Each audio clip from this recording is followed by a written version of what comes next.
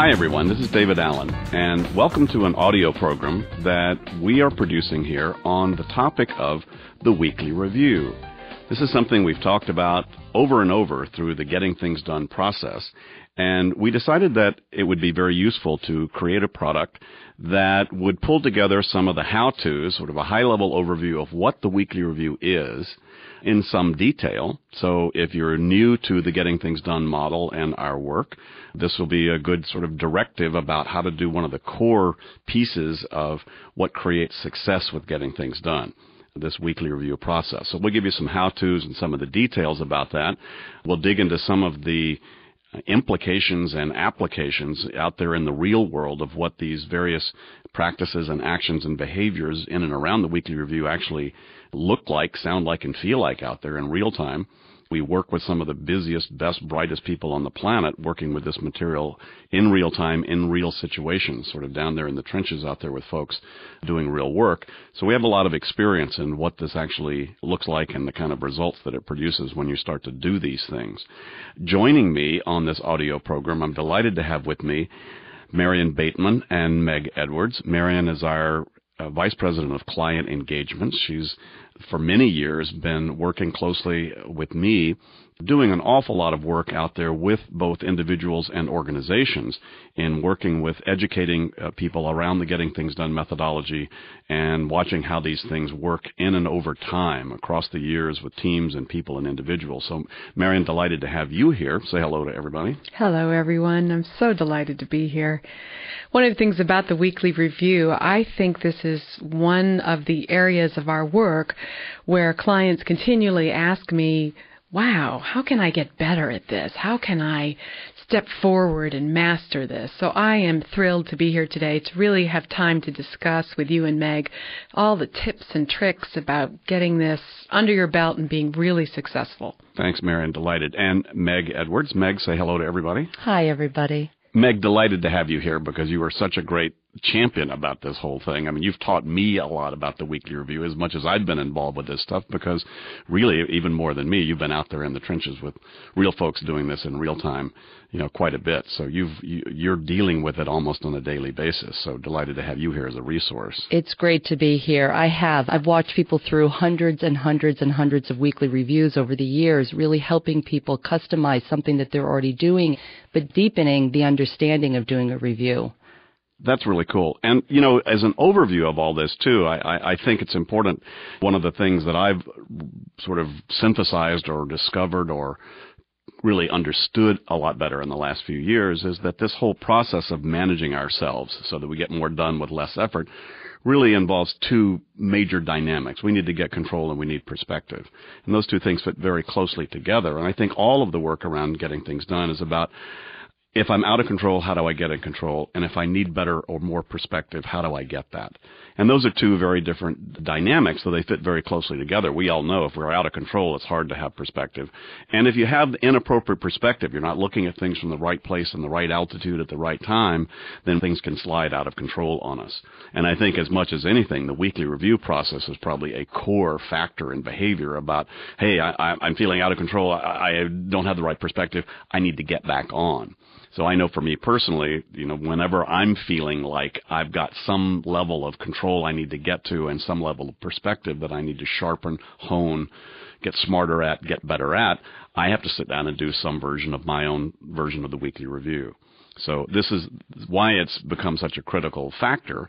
It's not that reviews are not necessary at many other levels. The weekly review has sort of become an iconic event, essentially, for getting things done. We put a capital W and a capital R, the weekly review, and everybody kind of, chants about the weekly review. Well, it really is. It deserves that throne, essentially, because it is such a critical behavior. But, we all need to review things on a daily basis, and we need to review things on an annual basis, and we need to review things probably on a quarterly basis, and those are all different contents. As we know, as we've talked about the different horizons of focus, the runway and 10,000-foot projects and 20,000-foot areas of responsibility and so forth, all those different areas of our focus need different kinds of review to come back into and use them as checklists to sort of keep us on course and on balance.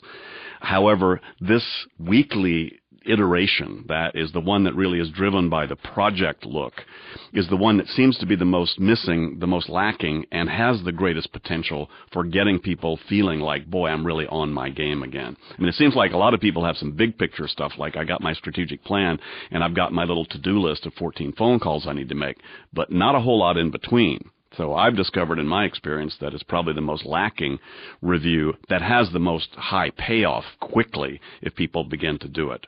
So again, we want to make this a kind of a how-to. Here's some of the details about it, and then we will explore into some of the more subtle aspects of this and the ins and outs of it, because everyone is going to have their own customized version, I think, of how they're going to apply what we will suggest here.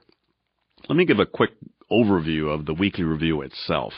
And we've divided the weekly review into three critical components, or three of the components that sort of go in this sequence. You need to get clear, and you need to get current, and then you need to get creative. One of the things I've said is getting clear and getting current are the things that take some focus and discipline. If you really get clear and you really get current, you can't help it, but you'll get creative. So the back end of this, the third part, sort of happens naturally. But those first two, called getting clear and getting current, are going to be some of the critical pieces for people to, I think, focus on and to ensure that they have perhaps more consistency with how well they do it.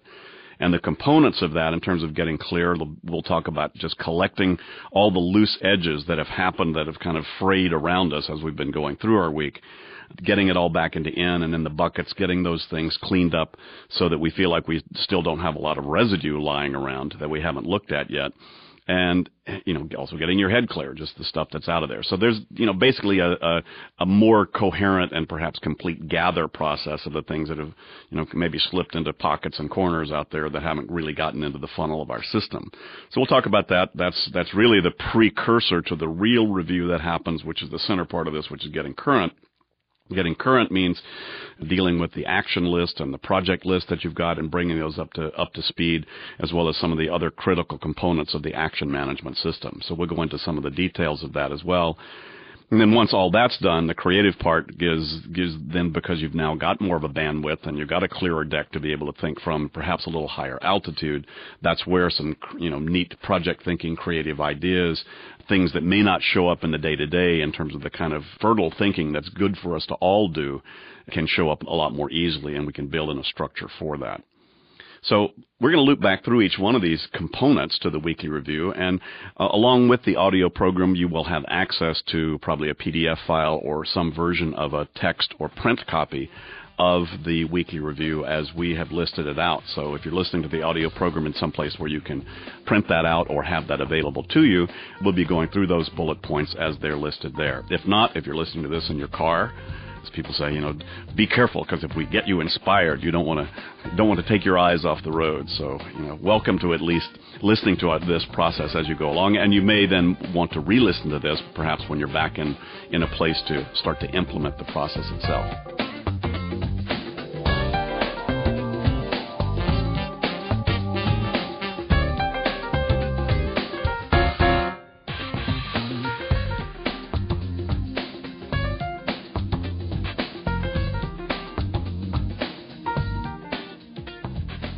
So let's go back to the get clear part, just to even start this thing to begin with. And, what I'm going to do is, Meg, since you're my real sort of resource here down in the trenches, Marianne, you can fill in between the lines as well from your higher perspectives, I know, in dealing with, some of the people that we engage with, even on an organizational level of this, just fill in as needed. But, Meg, let's talk about getting clear. So in the whole process itself, why don't you frame the getting clear piece for me, and let's go through them one at a time. Now, we've listed as number one, collect loose papers and materials, where all those things that have accumulated out there. I mean, I know if everybody's like me, the world moves at us a lot faster than we can necessarily get all the stuff pristinely put through the mill and put through the grinder and into our system. So there are loose edges out there. So let's talk about the weekly review piece here. I think that it's an opportunity to be able to collect any files and piles that you've used as your reminders during that week, and to be able to scoop them back off of your desk and put them back into your in basket. It's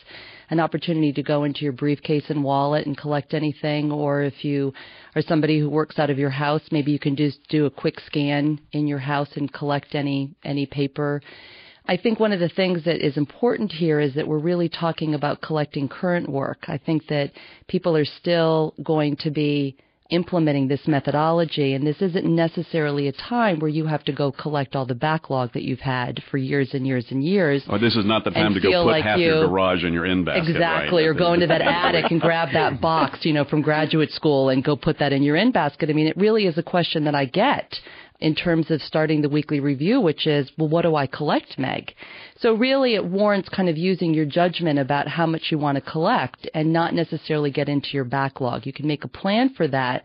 And I think that when doing your weekly review, you actually become aware of your backlog, but that doesn't mean that you have to collect it right then and there. That brings me to a point, too, and Marion, you can speak to this one as well, but I think we should frame right on the beginning here, too, especially for those of you who may be new to the getting things done process, that the weekly review is in a way will have similar kinds of behaviors and things to do as just in a daily minute-to-minute, moment-to-moment process. If you're implementing getting things done out there, you should have an in-basket. You should be collecting incompletes and making sure they're in the funnel.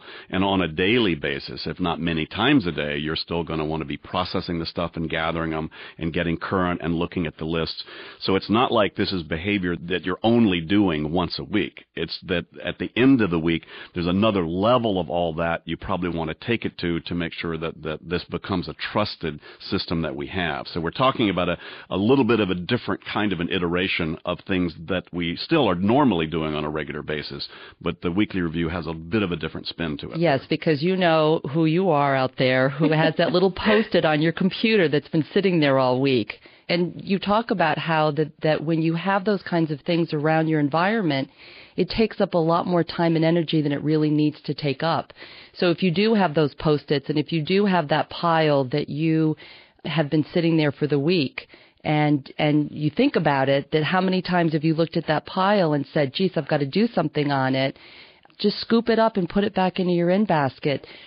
What I like to do during the weekly review is that at least every week, although I do it every day now, but in the beginning that wasn't necessarily the case, is that my desk got back to everything that wasn't stuff. That's reference equipment, decoration, and supplies. So that was that really opportunity to get my cockpit absolutely pristine again and be able to have everything back into my in-basket. And have that distinction between what's reference equipment, decoration, and supplies, and what is my stuff in my inbox.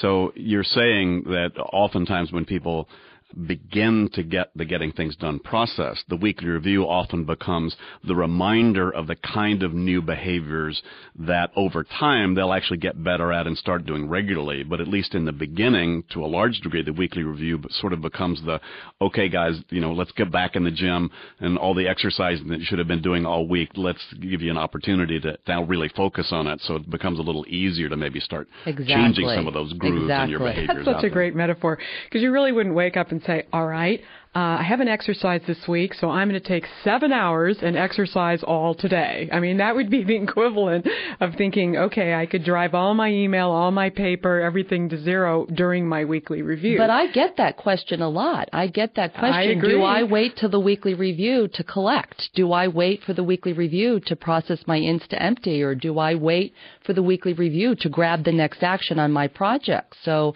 I think, again, this is a wonderful opportunity to kind of demystify what the weekly review is and really also what it's not.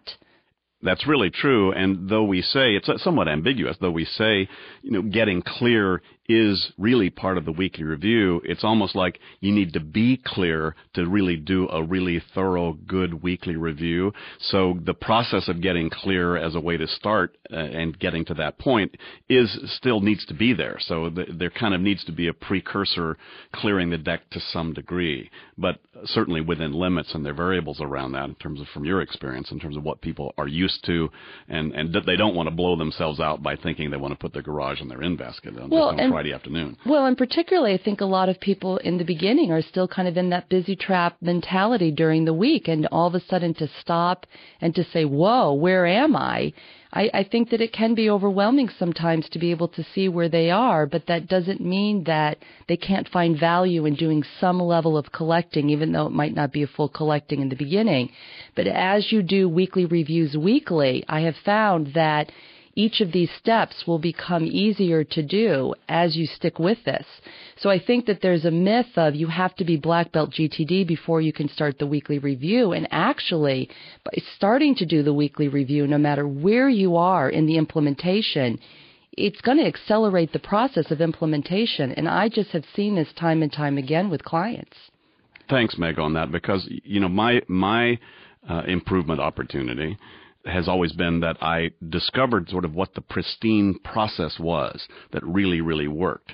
And a weekly review really shouldn't take you more than an hour to do in terms of just what you should be reviewing at that point, which is assuming everything is clean, there's no backlog, and you've actually got all of your actions that you can as best define out there and in the system, and you're ready to go. Now I'm ready to look up at 10,000 feet and take a look at my 65 projects and get those current and do the thinking at the project level I need to make sure I've got actions on the moving parts for the most part. And even then, that could take 2 or 3 hours for a very significant project manager that on the weekly review would be using that time as their sort of end of week regrouping for some 4 or 5 major projects that had big sub projects, and they had to dig pretty deep down into the detail and needed to do that fairly consistently. But for the most average person like me, anyway, professionally, I'm not putting up 6 buildings downtown Los Angeles that I'm trying to keep track of, that weekly review process pretty pristinely doesn't really take that long. But what I didn't really realize was as people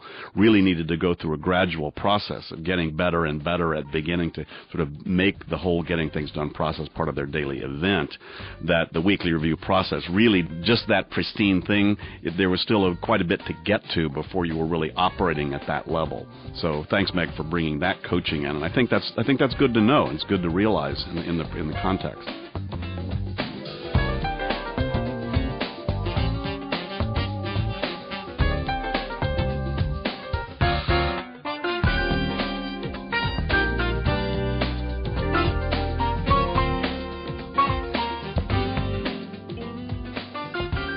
Meg, your story. You are a major champion with this, so how did you become that? And then give me your introductory experience with this whole game. When I first learned about this methodology, I had attended your 2-day public seminar in Boston back in February of 1999. Actually, I brought my 2-month-old daughter to the seminar. She was our youngest GTDer I think we've ever had. Really, I don't know. I think she's still the youngest, and at 8, here she is up and running with this methodology now. But what was really interesting is I really remember specifically hearing about how the weekly review was the critical success factor. And I know that I had always done some form of a review, but you had really laid out something that was much more specific and that there was much more depth in the review that I had probably been doing. I mean, I always did some kind of calendar review, and I had some kind of project list, but not anything as thorough as what you were describing. And so when I went back to my home office in Maine, I probably spent the first couple of weeks setting up the methodology to the best of my abilities. And I vividly recall scheduling time to do the weekly review. And I took out from the workbook the steps of the weekly review, and I remember collecting. But I remember not knowing how much I had to collect because I still had a lot of backlog. I mean, I still had boxes in my office from graduate school, and I still had boxes from the move because I had just moved into this house a couple of months previous. And I just kind of remember thinking, I'm not really quite sure how much I need to collect here. And so I think I pretty much not only collected the current, but I think I started getting into some of the backlog and immediately started getting a little overwhelmed, and I think just saying, okay, I think I'm going to stop here. And then I remember looking at the second bullet, which was to process your ins to empty, and I thought, well, this is going to be interesting because I've got a full inbox and I probably have a couple of hundred emails. And so I thought, okay, well, I need to, process my ins to empty. And I just start picking up one piece of paper and processing. And once I got through that, I think it took me a couple of hours, and I start processing my emails. And I thought, oh my gosh, I'm never going to get through this full weekly review. I'm still into my 4th hour of the weekly review, and I'm only processing my emails to empty. So I think at that point I was frankly maybe a little discouraged and a little kind of confused about what I needed to do. And I thought, all right, well, I'll just, stop and I'll wait for the next weekly review and see if it gets better. Well, sure enough, I get to the next weekly review, and sure enough, I collect, and I'm not quite sure what I have to collect. And do I go in and grab some of those backlog graduate school files? And that actually, I think my next couple of weekly reviews were exactly the same experience. I did some collecting, might have gotten through a little bit more paper that week and email. And I think that probably 3 months into doing these weekly reviews, it really all of a sudden dawned on me that I was starting to use the weekly review as not only reflecting time, but I don't think, frankly, I ever got to reflecting time because I never got past the mind sweep, that I was really using the weekly review as a time to get caught up.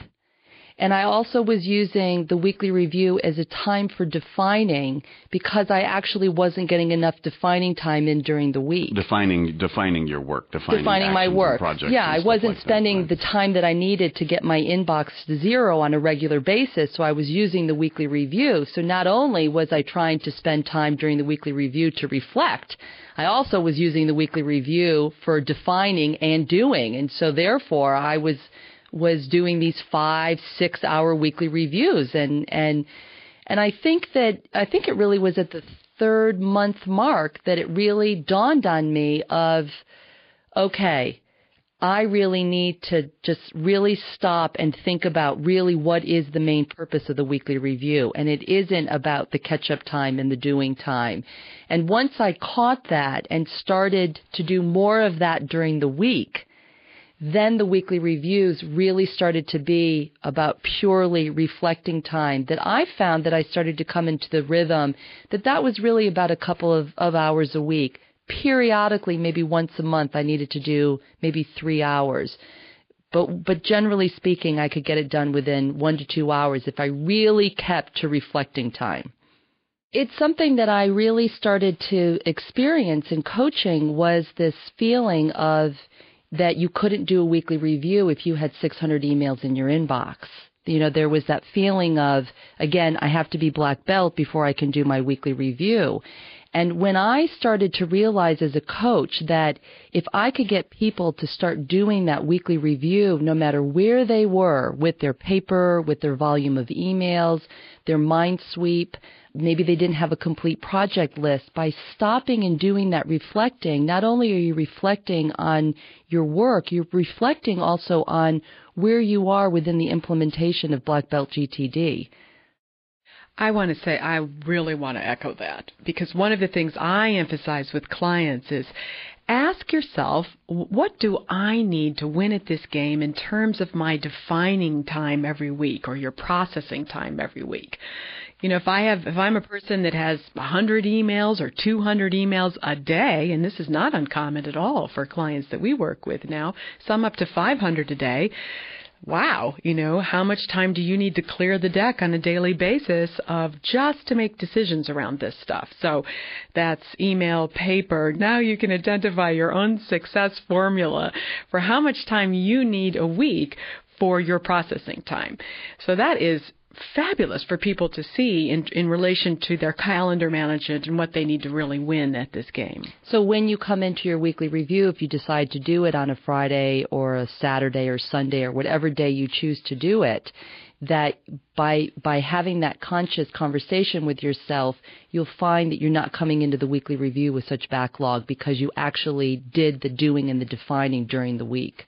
It's amazing the revelations people have when we're coaching them. I worked with an executive recently, and he woke up and kind of went, wow, let's start with managing my life in reverse. So he took his calendar out and he looked at how much time I need for getting clear, how much time I need to do, how much time I need to weekly review, and the rest then, great, I'm going to carve that out for what's available for other people. So sometimes if you start to learn GTD and realize what it really entails in terms of your commitment to yourself, it's really about, you know, you planning and you having the time planning and prioritizing. It can really change the way you relate to your work and your life. So let's assume that we're just sitting down and someone is at the weekly review, just to finish our bullet points here in terms of the getting clear piece. Obviously, part of it is to grab whatever kind of loose papers you want to get into your funnel that may still be hanging around the edges. You obviously want to get email to some level of at least nothing yelling at you inside of the email in basket, perhaps. Maybe you want to just do an emergency scan. As you said, if you have 600 emails, that's probably not the time to clean up 600 emails, because then you won't have any weekly review time. But that might be the time to do, let's say, an emergency scan across that to make sure there are no landmines in there that'll blow up on you that afternoon, so that your brain can at least unhook from that and now focus at another level.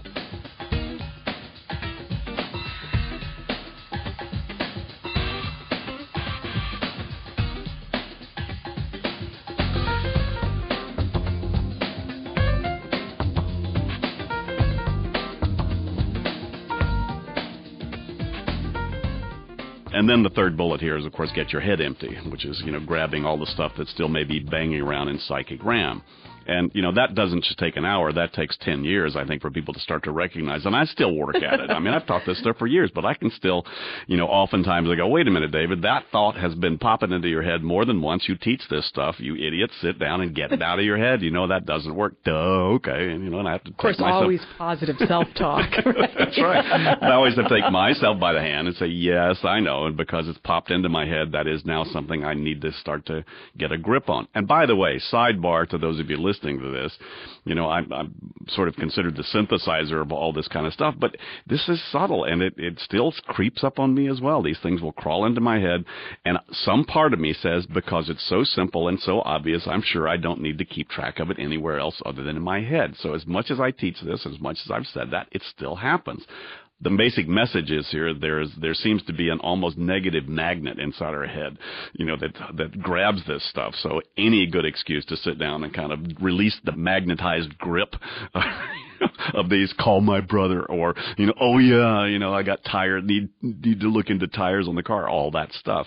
So again, it's a great excuse not to necessarily sit down and do a mind sweep to begin with, because we know that can take 1 or 2 hours, just sometimes if you've never done one before, to get all that clean. But not a bad idea for any of us to use this as a great opportunity to look around and grab some of the things that still may be kicking around there. When I was coaching one executive, she was a mom of 3 children, and we came to the mind sweep, and I said, well, do you have anything that you want to collect on your mind? She goes, oh, no, I'm good to go. And I thought, wow, I'm a mom of 1, and I always have things that I need to collect, even just about my daughter.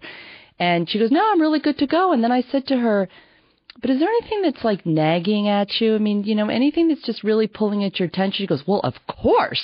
She just took out a piece of paper and just started writing down about 5 to 7 things about what was on her mind. And then I said, but is there anything this week that kind of woke you up at 3 a.m. in the morning? She goes, well, of course. And she started writing down more. And then I asked her, is there anything that you're procrastinating on? She goes, well, of course there's some things that I'm procrastinating on. So if that language of empty your head doesn't work for you, maybe you also can come up with your own trigger questions or those phrases that might work for you in terms of just kind of jarring your mind of things that might have stayed on your mind, but you didn't even realize that you still had on your mind, particularly those things that might be kind of emotionally charged. I know that for me sometimes we don't think that those are the things that you capture, but actually those are the things that do wake you up in the middle of the night or really nag at you again and again and again. And this is a nice opportunity to collect those. And that's a good reason, by the way, to keep our incompletion trigger lists around and maybe handy, at least for the first few weeks or months, if you're just getting into the getting things done process. So that using the weekly review as a time to pull out that checklist and kind of just do a quick check on those kinds of things, because man, they creep back there. Sometimes they crawl under rocks, and you got to go push that rock open to find that thing that's been bugging you or on your mind. Yeah, I find that about every couple of weekly reviews, I take out this trigger list, and it's really nice because I don't have to really think so much. I can just really scan down it very quickly and say, oh, yes, right, I need to get this or to do that. Yeah, I'd like to say, too, I've had clients ask me, do I have to do a mind sweep every time? And I was like, No, but what about those meeting notes that are stuck in those drawers? Or what about that request you just had from a key staff? And they're like, oh, yeah. So sometimes you can develop your own checklists if you run into things on a regular basis that you want to be reminded of in your weekly review. I found that also can be really helpful, even at the getting clear stage. Great. And I think to close up this first section on the getting clear piece about it, for now anyway, I have to keep going back to the basic principle of getting things done, which is if you have not collected or gathered all the things that have your attention, it's very difficult for you subliminally to trust your choices about what you do, because there is a part of you that will, at least internally, know that you're not looking at everything. So the pristine model of getting things done is, yes, have seamless capture buckets out there and all of the stuff is in there. And then let's go to the practicality of, okay, people now starting to change those behaviors, because that's a very big change of behavior for most adults that I know. It takes quite a bit of time, even though people rationally understand that your head is not the place to hold things, and that the corner of that nightstand credenza with the receipts and the business cards that you collected during that week because you forgot to take them out of your pocket except when you got undressed for bed, that you know that those things still need to be in the system, but there's still some latitude about when you do that, and it's just put one foot in front of the other in terms of getting to that process. But the weekly review will have incremental value for you the more that you begin to build in on a daily basis that basic getting things done practice, which is making sure that you don't have stuff hanging out around or outside of the edges to your system.